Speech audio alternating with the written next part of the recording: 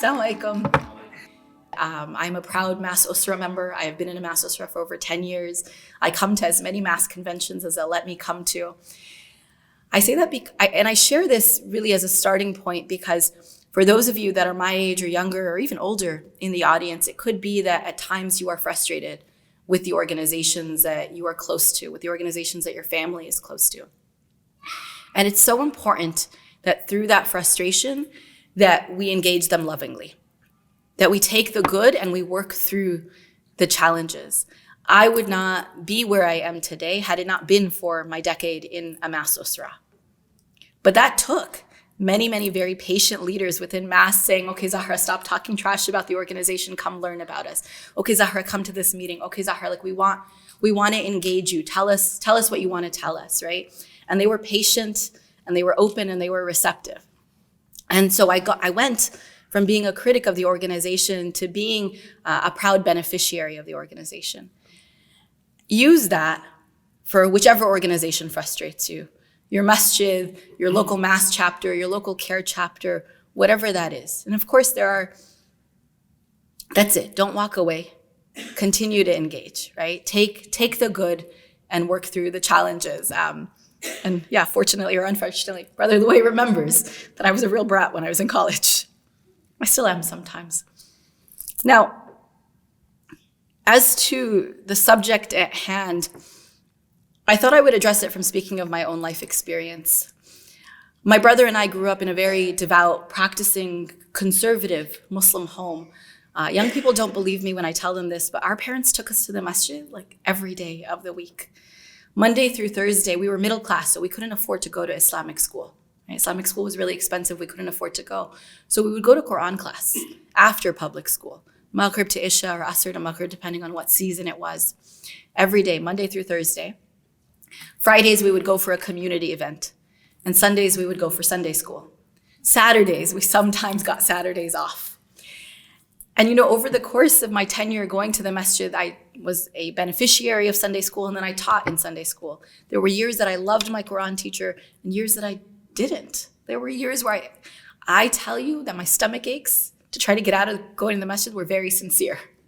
I really believed that my stomach was hurting, but I really just didn't want to go. But it was also where some of my best friendships were formed. Now, during that time, we got an invitation for my brother to go study abroad. And it opened up the conversation for me to say to my parents, well, I want to go too. And they were like, no, the girls don't go. You are going to be in our house until you get married, right? And we could talk about that later. And so he went and he studied abroad. He came back. He had a terrible experience, actually. And he came back and he finished some of his early learning from home in the United States. And I said, but Mom, I don't want to go to Pakistan. I want to go to New York, or I want to go to Canada. And they were like, no, our girls don't leave. Around the same time, I'm going to the masjid every day and I hit puberty. Now, my recent immigrant Quran teacher, right, who for the most part has only taught young boys, doesn't know what to do with this. Well, you can't come when you're menstruating. Well, how am I supposed to keep up my memorization of the Quran if you are going to bar me from the masjid for one whole week every month? And what does that do to my iman as a young girl who's being told, wait, what do you mean I can't come to the masjid? I come every day, right? Like Monday, Tuesday, Wednesday, Thursday, Friday, Sunday. I come every day except Saturdays. And it went from that to a conversation about like, how are you wearing your hijab? I started to wear my hijab when I was 10. I've been wearing my hijab for 26 years now. But at 10, when the man at the masjid tells you, well, actually you need to cover more, right? You need to wear it more up front. No, your hair is showing too much. I'm like 11 now. Why does this matter so much, and why can't you figure out a nicer way to tell me? I stopped memorizing the Quran when I hit 13. Eventually, it became too much. And I take ownership of that decision, right? And if I want to restart, I definitely can now that I have a better understanding, now that I have more access and clarity.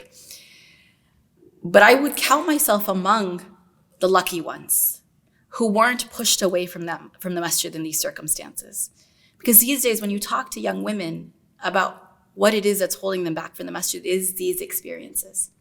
I talked to a friend recently who identifies as a Muslim, and she said, I want to pray, but I don't have it in me to do it alone, and I'm too scared to go to the masjid.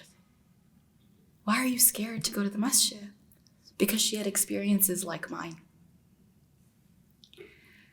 And so when I think of female leadership, female activism, it starts really young, right? The experiences that we have, the experiences that you all provide as parents, the experiences that you take control of as young women are what can shape your lifetime. Now, on the list of notes that they'd asked me to talk about, they said personal experiences. So I'm going to give you all of the personal. That's growing up. Earlier this summer, I was talking to a man for marriage, and I wrote about this on Facebook, so it's fine, it's public. And after 2 weeks of talking to him, he knew exactly who I was. He was a good person. He was an activist himself. He knew exactly what marrying an activist would entail. And it was what had interested him in the beginning. He says to me, Zahra, I'm so sorry. I want my daughter to grow up to be like you. But I don't think that I can make the sacrifices in a relationship necessary to support an activist wife. My friend who was in the car with me could not believe that he said this. And I was like, look, it's honestly so embarrassing for him to admit it that I know he's telling the truth. Fast forward, I was at a halal restaurant and a man comes up to me and he says, I want my daughter to grow up to be like you. Now, he has no idea what had just happened, but he's got his daughter and his son and he brings them back to the restaurant so that they could take a picture with me. And I didn't have the courage to tell him in that moment, but I've told audiences and Facebook people since then, I want you to raise your son to support her. Because women's leadership isn't just about women, it's also about the men who support us. So today, you have me in front of you with both of those experiences, but also a CV full of activism, right? For 10 years, I have led a care office. We're not just a care office, we're the oldest care chapter in the country. We have a staff of 18 that serves 250,000 Muslims in the most progressive region in the country. So what that means is every time you've had to ask the question of well, how do we balance Muslim civil rights and the LGBTQ issue? Let me tell you, we do it just fine in San Francisco. Every time you've said, well, what could we accomplish if we stopped experiencing hate crimes in Tennessee or Florida or Arkansas or Texas? We're doing it in San Francisco. We're passing cutting edge legislation. So what does it take to support women on the front lines? The first is really supportive families. Not everyone in your family is going to be an activist or a scholar, but everyone in your family has an opportunity to support them. When I went through my divorce, my dad said, do you have enough money in the bank? And I said, yes, Dad. And he didn't believe me. So every time I saw him, he would give money to my mom and she'd stick it in my purse. Just one way to support an activist is to make sure she has a roof over her head, to make sure that she can eat without worrying about where her next meal comes from. I was so grateful when Rashida and Ilhan won their seats in Congress. One, because it was so exciting, but two, because for a very long time, my dad kept saying, so you're gonna be the first member of Congress, right? And I'd be like, no, Daddy, that's not what I wanna do. No, Daddy, that's not what I do. Now that they've handled it, he just says, so when are you running for office? But it's less pressure, right? Support the women in your families who are doing brave and incredible things. They don't do it alone. Every time you see a woman on a stage, every time you see a woman leading a march, know that she has an incredible family supporting her, right? She has friends and others who are supporting her. I keep thinking that that's a fire alarm, which is a very scary thing at a Muslim convention. Muslim women in our community are facing challenges internally and externally, right? So support them, but then what else do you do? Make dua for them. I don't want to underestimate this enough. The only time I've cried at the convention this weekend was when a sister said to me yesterday, I make dua for you and Linda every day, right? And I was like, okay, we're in good hands, but make dua for them. Don't take that for granted, right? Your daughters look up to them, but who's praying for them? Speak out in their defense, right? Don't wait for us to ask you to speak out in our defense. When an alt-right Muslim writes a hate piece about one of your sisters, or a Zionist writes a hate piece about one of your sisters, speak out in their defense. Honestly, we're too busy to ask you to defend us all the time, but we need you to do that. Amplify their work, right? Does our work even happen if no one talks about it? If no one is amplifying it? I'm gonna shout out my sister Alia Salam here in the crowd. Did you already do your panel? You already did your panel, right? So Alia Salam, for those of you who don't know, is a former care director. Yes, I still claim her. But she's also a founder and director of an organization called FACE, Facing Abuse in Community Environments. And what they do is they investigate abusive situations in the religious community, and they do like very thorough, objective investigations. They publish reports.